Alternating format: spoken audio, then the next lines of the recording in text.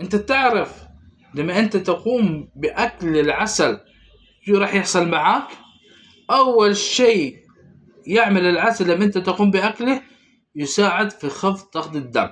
يعني انت لما يكون ضغطك مرتفع، اكل العسل يساعد على خفض ضغط الدم، ويقوم ايضا بتنظيم الكوليسترول، ويعمل العسل ايضا على شفاء الجروح وتحسين جودة النوم لديك.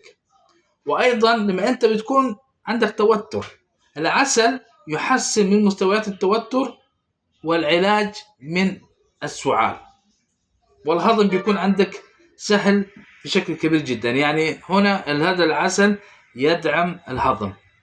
كل هذه الفوائد تجعل العسل هنا علاجا طبيعيا فعالا وسريعا لتعزيز رفاهية الإنسان الجسدية والنفسية.